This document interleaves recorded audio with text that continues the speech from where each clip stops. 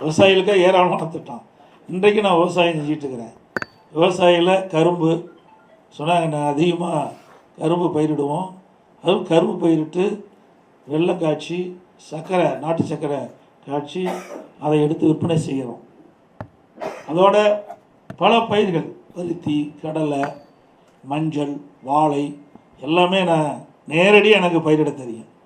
அந்தளவுக்கு விவசாயத்தில் எவ்வளோ கஷ்டம், துன்பம், துயரம், வேதனை என்ன என்பதெல்லாம் அனுபவ நீதியாக அறிந்தவன். ஒரு குழந்தையை வளர்ப்பது போல வேளாண் பயிரை வளர்த்தால் தான் விளைச்சலை பெற முடியும். அது மட்டும் இல்லை, விவசாயி என்றால் சாதாரணமாக எடுத்துக்கொள்ள முடியாது. மற்ற பணி போகிற விவசாய பணி அல்ல.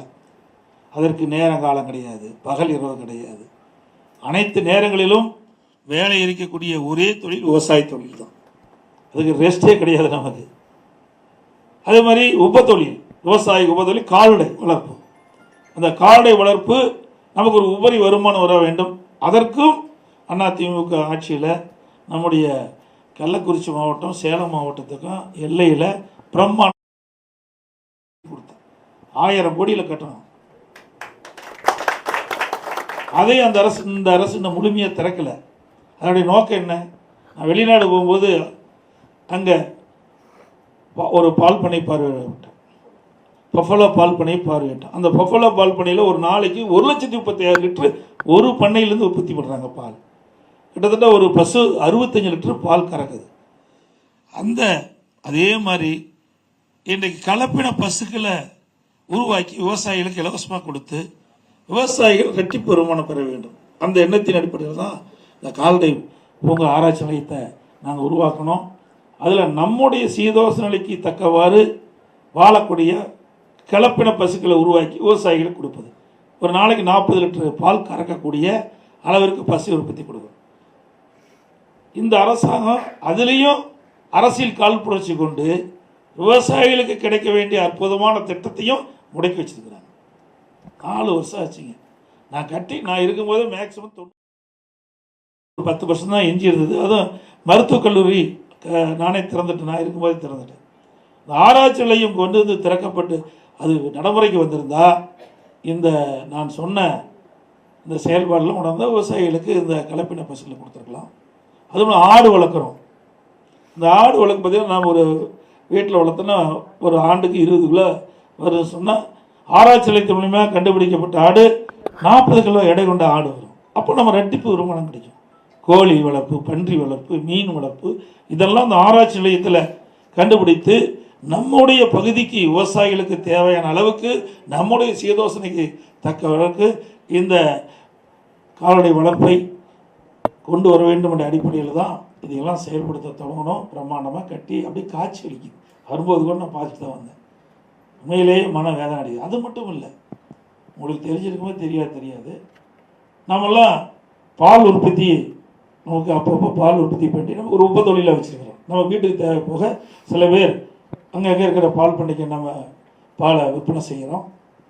அந்த பால் உற்பத்தி சிந்து மாடு, நாட்டு மாடு இருக்குது, பல வகை மாடுகள் இருக்குண்ணா, பசுக்கள் இருக்குண்ணா.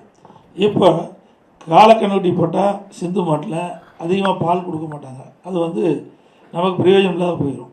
அதே கிடேரி கன்று போட்டால் அதை வளர்த்தி மீண்டும் நமக்கு அந்த கன்று குட்டி மூலம் பெருசாகி பசுவாகி நமக்கு பால் கொடுக்கும். அதற்காக என்ன கன்று வேணுமோ அந்த கன்றை கொடுக்கின்ற அளவுக்கு ஆராய்ச்சி நிலையத்தை நாங்கள் ஊட்டியில் கட்டி கொடுக்கறதுக்கு நான் கொண்டாந்து பாதியிலே நிற்கிது.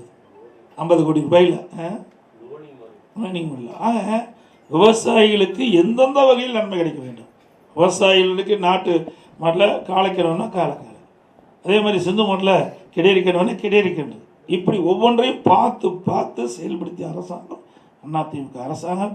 இந்த அரசாங்கம் அத்தனையுமே இந்த ஆட்சிக்கு வந்த பிறகு கூட பயிர் காப்பீட்டு திட்டத்தில் நிறைய இடத்துல காப்பீடே திட்டத்தில் கடுமையாக பாதிச்சாங்க விவசாயம். இழப்பீடு தொகை கிடைக்கல.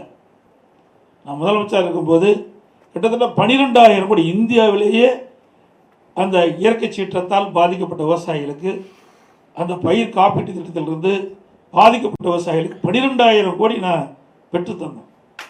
12,000 கோடி விவசாயிகள். இதில் விவசாயிகள் வறட்சியால் பாதிக்கப்பட்டாங்க. இந்திய அளவில் வறட்சியால் பாதிக்கப்பட்ட ஒரு அரசாங்கம், விவசாயிகளுக்கு நிதி கொடுத்த ஒரே அரசாங்கம் அதிமுக அரசாங்கம்.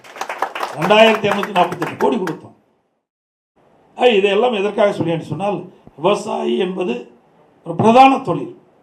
வேளாண் தொழில் என்பது இன்றைக்கு நாட்டு மக்களுக்கு உணவு கொடுக்கின்ற துறை தொழில்.